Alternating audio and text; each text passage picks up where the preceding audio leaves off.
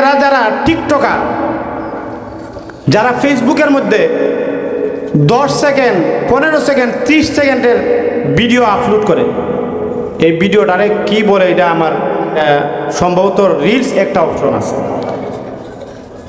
Reels ভিডিওর মাধ্যমে 30 second, 15 second, 20 second video দিয়া দেয়।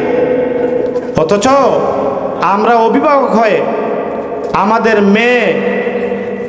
আমাদের মেয়েদের কোনো খবর আমরা রাখি না। যারা নাকি,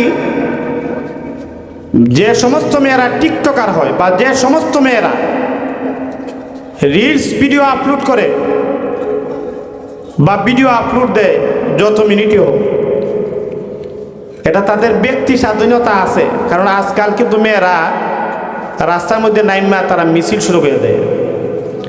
আমি তাদের বিষয়ে কটূক্তিমূলক কোনো কথা বলতে চাই না, তাদেরকে সম্মান করে বলতে চাই। আল্লাহ কোরআনের মধ্যে নারীদেরকে সম্মান দিয়েছেন। যারা এইরকম খারাপ ভিডিও আপলোড করে টিকটকার হয়, এরা কারো না কারো বোন, কারো না কারো মেয়ে। কথা বলেন ঠিক কিনা?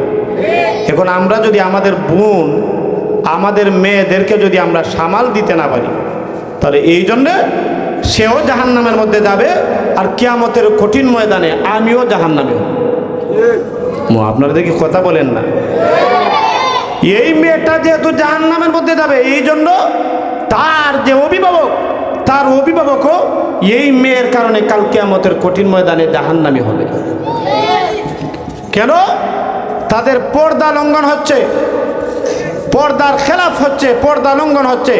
তাদের মাধ্যমে হাজার হাজার লক্ষ লক্ষ যুব সমাজ, হাজার হাজার লক্ষ লক্ষ যুব সমাজ, ওরা কি হচ্ছে? নষ্ট হচ্ছে। কথা বলেন ঠিক কিনা?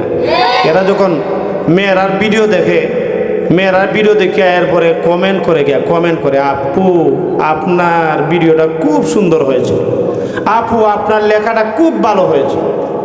আরে কথা বলেন ঠিক কিনা? এইভাবে যুব সমাজকে নিজেদের দিকে আকৃষ্ট করে। এই জন্য টিকটকার যেই সমস্ত বোনেরা টিকটক করেন, যেই সমস্ত বোনেরা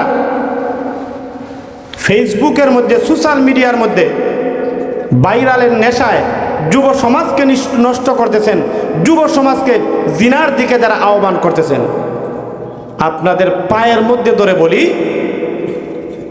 এগুলা করবেন না, এগুলা ভালো না।